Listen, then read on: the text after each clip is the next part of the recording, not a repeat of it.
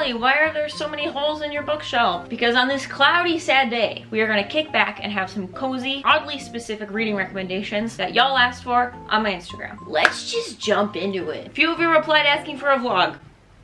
Sorry. The first one is Sibling Bonds. I've talked about her before, but hey, Boy Swallows Universe by Trent Dalton does not have enough hype in my opinion. I did have someone reach out and say that Trent Dalton is extremely hyped in Australia, but I'm not in Australia and most of you watching this video are not in Australia. So it's a coming of age story that follows two young brothers in the 1980s. There's crime, there's magic. Our protagonist, Eli's brother, is a genius but also doesn't speak, but Eli understands him. This book had me giggling, this book had me invested. Very, very good. The next one says, have you ever read books by Belgian authors? I'd love to explore more foreign lit. You're probably sick of hearing me say this, but I Who Have Never Known Men by Jacqueline Hartman, one of my favorite books from last year, was written by a Belgian woman. We follow a bunch of women who've been captured but don't remember how they got there. They're underground, their captors don't speak to them. Then what? Find out! Character studies, please. Pew by Catherine Lacey. We read this for the Pocket Pages book club, so I'm sure a lot of you have already read this one, but if you haven't, highly recommend it. A nameless, voiceless person shows up after sleeping in the pews of a church in a small town. As the town figures out what to do with said person, they're bopped between all these different characters who are just projecting everything that makes them who they are onto this person. This is my personal favorite character study. Catherine was just so creative with this one. If you hate when books leave you with more questions than answers, I wouldn't recommend it, but I loved it. Book for when there's a hole where your heart should be. I'm gonna recommend the Henna Wars for this one. It's YA,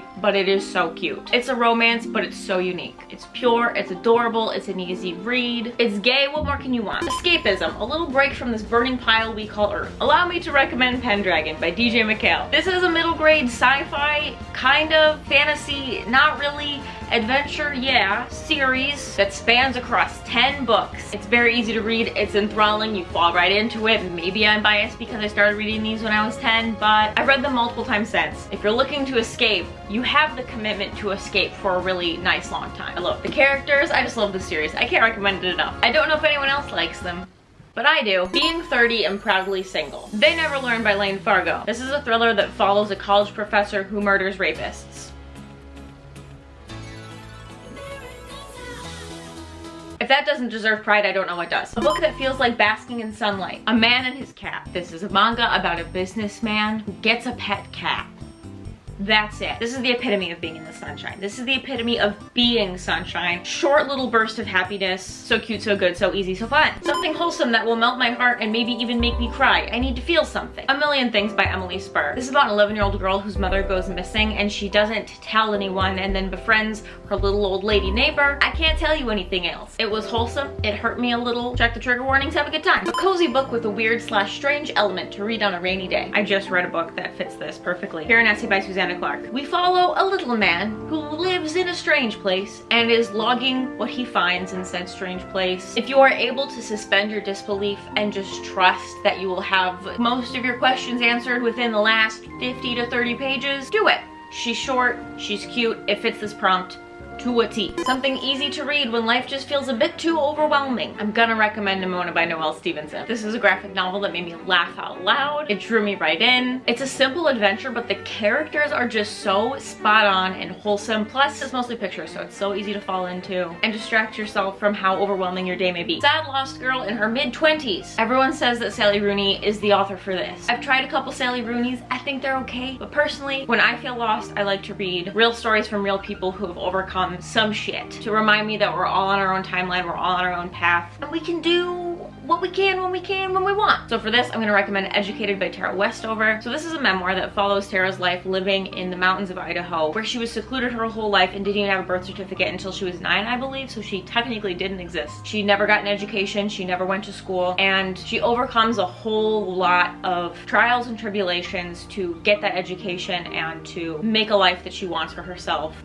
Ooh, so good. Deserves all the hype it has. A book about friendship. City of Thieves by David Benioff. Ignore the cover. Disregard. This is a historical fiction that takes place in the dead of winter while a city is under siege, and two men that become unlikely friends are bound by a criminal punishment, if you will, to find 12 eggs or come back empty-handed and die. This was fast moving. The characters in it are so strong. I'm still thinking of Kolya to this day. Love the friendship in this one. Fits the prompt. A book to get me out of this god-awful reading slump. Let me recommend the book I just finished mere minutes ago, The Woman in the Window. Let me tell you why. First of all, it's a thriller. Speaks for itself. Second of all, short chapters. Short chapters, short chapters, short chapters. Best thing. Makes you feel triumphant, makes the book move at a very enjoyable, speedy pace. Unreliable narrator, mystery that keeps your brain going. She's over 400 pages, but she feels like 200. I think this is the remedy for you, if you like thrillers. Mystery thrillers with a paranormal element. I know some of y'all don't like him, but these two books by Riley Sager fit the bill. Specifically Home Before Dark. That's my favorite of the two that I've read so far. He keeps the pages turning, cheap thrills all day. I always read his books so fast. Maybe I'm but a simple creature, but I embrace this. Give them a try if for whatever reason you haven't already. Thriller crime mystery. The Kind Worth Killing by Peter Swanson. I know that this looks like a book that you would find on sale at an airport. Again, disregard. Another book that will get you out of your reading slump. A man goes on a business trip, meets a very attractive lady on the airplane. They get to drinking cocktails. They get to playing a game of being extremely honest with each other. The man says, haha, I know my wife is cheating on me. I would kill her if I could, half joking. And the pretty girl's like, let's.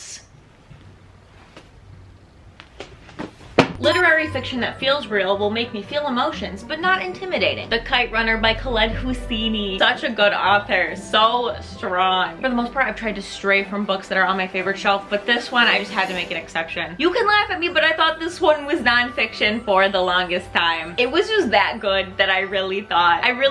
Takes place in Afghanistan in 1975. A little boy wants to win a kite tournament with his friend. It is so cute, it is so strong, it is so good. A book that will make me laugh. Allow me to recommend Little Miss P. This is a manga about a personified period. Need I say more? The drawings are just so hilarious. The whole thing is just so hilarious. It's not linear. You just bounce across different people experiencing their period. Miss P showing up at very inconvenient times. You're gonna laugh. Books to read on a breezy spring day on a bench in the park. I'm not a poetry gal. I sure would like to. I just don't have a big enough brain, I don't think. But Serious Concerns by Wenley Cope really had some beautiful ones in there. The Orange, the best poem I've ever read. I feel like poetry is just such a great thing to read while you're out in the sunshine. If you get distracted by some ducks, you're not gonna lose your place, really. It's nice. Give her a try. Interesting memoirs, but not too popular, so I can find them on Libby with no hold. Tell Me Everything You Don't Remember, The Stroke That Changed My Life. I don't think I've ever seen anybody talk about this one. It has such a strong cover. This is a memoir about a woman in her 20s who experiences what she thinks is a migraine, but it was actually a stroke, and she loses all of her memories and has to basically start life all over again, and what she's learned through that. It's very good. A book with a corruption arc.